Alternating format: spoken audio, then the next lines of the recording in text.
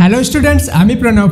Welcome to Shuffle YouTube channel. Students, আজকে আমরা তোমাদের সামনে নিয়ে এসেছি মাধ্যমিকের ইংলিশে পাস করার কিছু সহজ উপায়। স্টুডেন্টস, আমি এই ভিডিওতে প্রথম থেকে লাস্ট পর্যন্ত যতগুলো পয়েন্ট বলবো খুব ভালোভাবে ধ্যান দিয়ে শুনবে এবং লাস্টে কয়েকটা যেই পয়েন্ট বলবো সেগুলো শুনে কিন্তু তোমরাও বলবে যে স্যার, ইংলিশে পাস করা এতটাই সহজ, আমরা কিন্তু আগে জানতাম না। তো সেই জন্য বেশি দেরি না করে চলো ভিডিওটি শুরু করা যাক। Let's get started.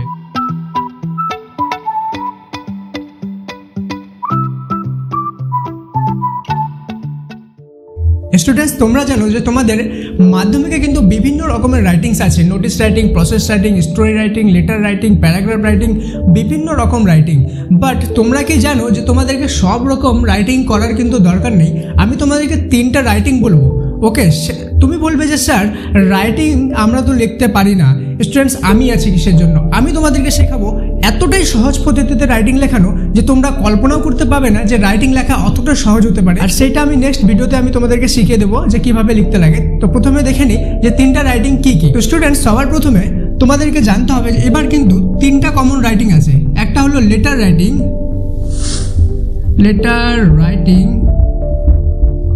Plus story writing plus process writing.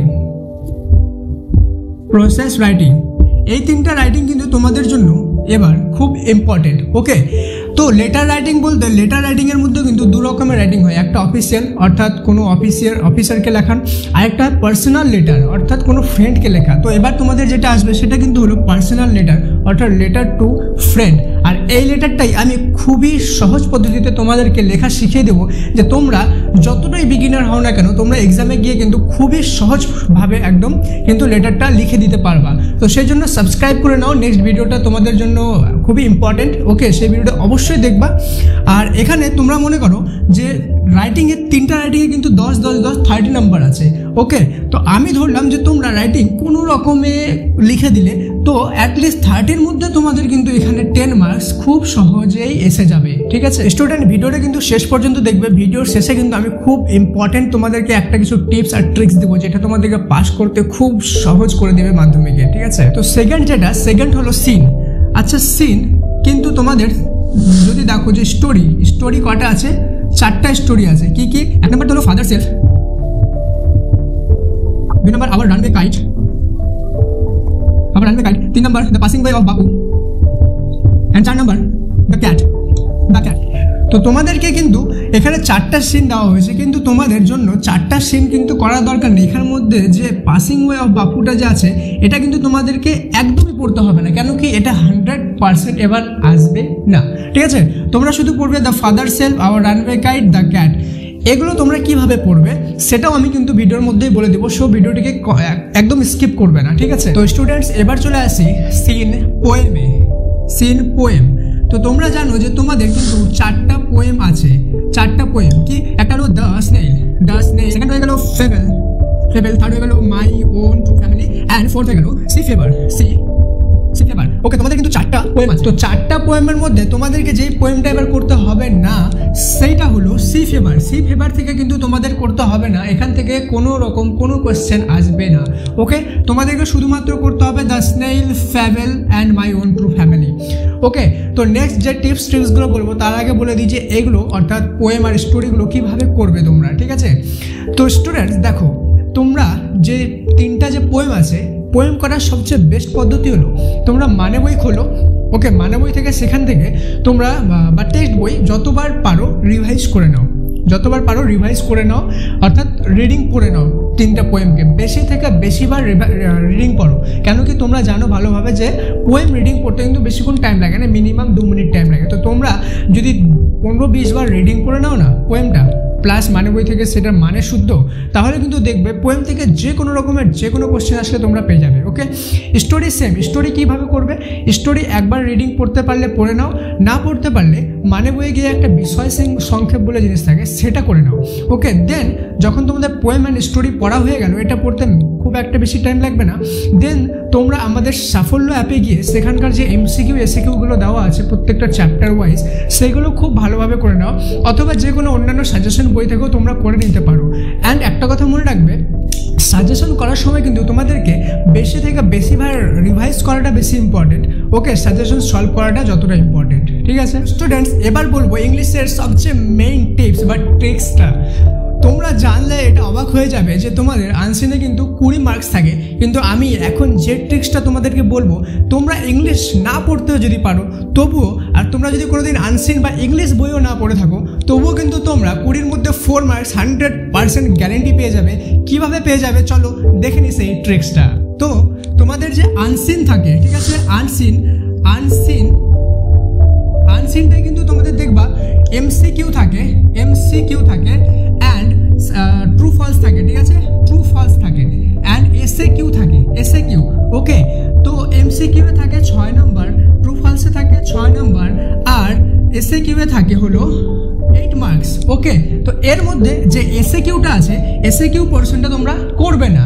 Okay, R true ফলসে যে 6 মার্কস থাকে ওর মধ্যে ট্রু আর ফলস এই জিনিসটা লেখার জন্য 3টা থাকে 3 মার্কস, আর সাপোর্টিং স্টেটমেন্ট লেখার জন্য থাকে 3 মার্কস। ওকে, তোমরা এখানকার যে সাপোর্টিং স্টেটমেন্টটা আছে সেটাও করবে না, তাহলে স্যার এটাও করবো না এটাও করবো না, আসলে করবোটা ট্রিক্স হলো এটাই যে তোমরা করবেটা কি, তাহলে তোমাদের যে MCQটা আছে না, MCQটায় সবগুলোর অ্যান্সার সি লিখে দাও। কি লিখে দিবা? সি, মানে অপশন থাকবে একটা কোশ্চেন ABCD, 2 নম্বর কোশ্চেন ABCD, তো তোমরা সবগুলো কোশ্চেনেরই অ্যান্সার সিতে লিখে দাও।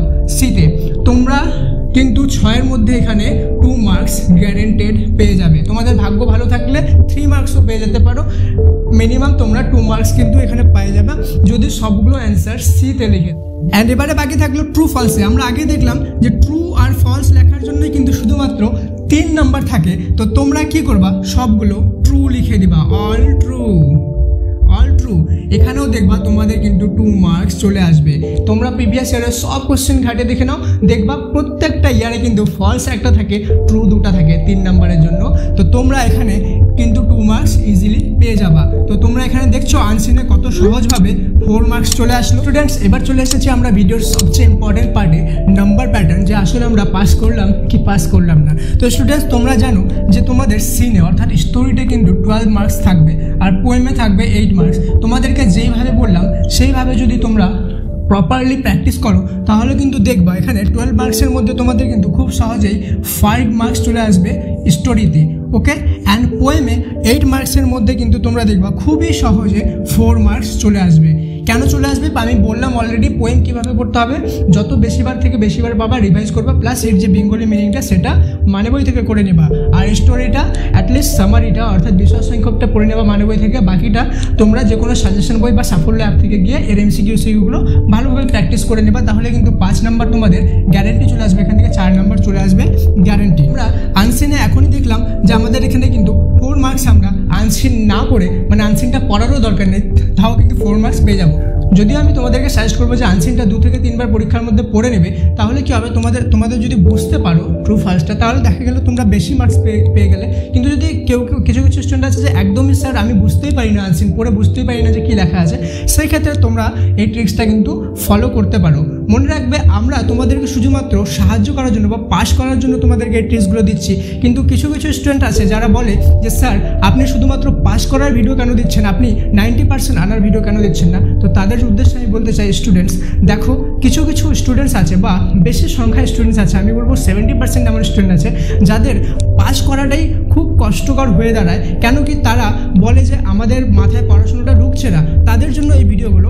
এবং যারা চাও যে 90% আনবো, তো তাদের জন্য আলাদা সেপারেট ভিডিও আছে, তোমরা সেগুলো গিয়ে দেখতে পারো। আর এবারে চলে আসবো রাইটিংয়ে। আমি তোমাদেরকে আগেই বললাম তোমাদের রাইটিংয়ে থাকে 30 মার্কস, কিন্তু আমি যে ট্রিকটাতে তোমাদের রিলেটেড টু ফ্রেন্ডস শিখাই দেবো, সেই ট্রিকটা কিন্তু তোমরা 10 মার্কস খুব ইজিলি পেয়ে যাবা। কেন কি 30-র মধ্যে 10 মার্কস আনা খুব ইজি। এবং আমি সাজেস্ট করবো বাকি যে 2টা রাইটিং আছে সেগুলো রিলেটেড ভিডিও পাবলিশ করার চেষ্টা করবো, কিন্তু সবার প্রথমে লেটার রাইটিংটা করে দেবো, যেটা খুবই ইজি ট্রিক আছে। তুমি যদি কোনোদিন ইংলিশ না পড়ে থাকো তবুও তুমি লিখতে পারবে, ঠিক আছে।